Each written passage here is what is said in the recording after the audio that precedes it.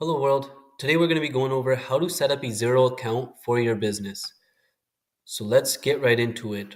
Once you've entered in your name, it's going to bring you to this first screen here. It's essentially just a step-by-step walkthrough here. First screen over here is this is to do with admin related items. You can put in your social media accounts here. Not really necessary, kind of optional. This is the financial settings tab. Here you want to select your fiscal year end. You want to make sure you want to choose the currency of the country that you're in. Here is where you'd put your sales tax. So this would be your GST number. Um, Tax period. This is relevant. GST sometimes happens quarterly, sometimes happens annually. So you want to select the one whichever applies to you. Tax basis. We're going to hit accrual basis. You can fix the time zone. You can also set defaults as to how you want the tax rates to work. For now, we'll just leave them exclusive. This next screen here is to do with your invoice settings. You can customize your invoices to make them look how you want. For now, we're just going to skip the step.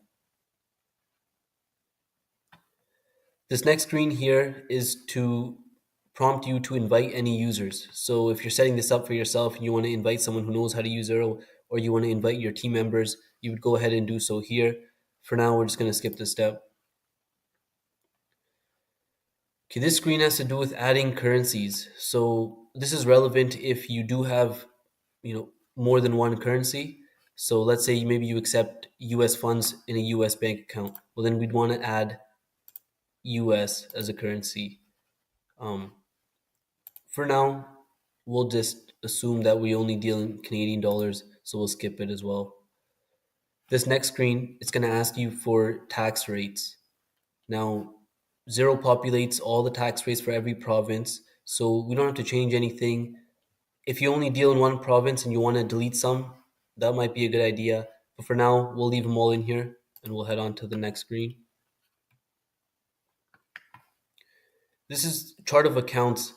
Here, we typically just let the default accounts from Xero come in. We can change them however we like. If you have your own chart of accounts, you can go ahead and import it.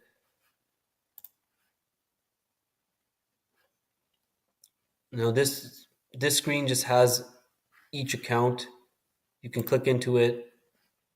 You can change the account type, change the code, change the name. You can set a default tax rate. Very customizable. But for now, we'll leave it as is.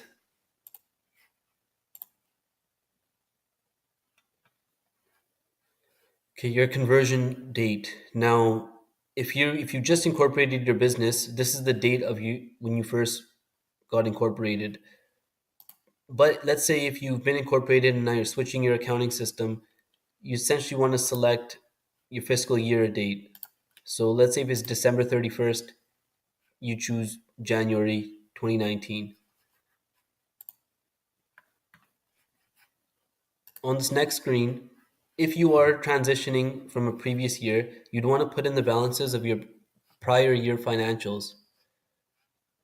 This could be a bit of a task and you have to make sure everything balances.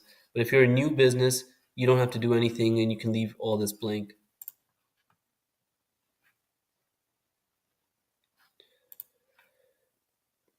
That's essentially it. Now we've done the setup for the Xero account. What we haven't done is we haven't added any bank accounts, credit cards.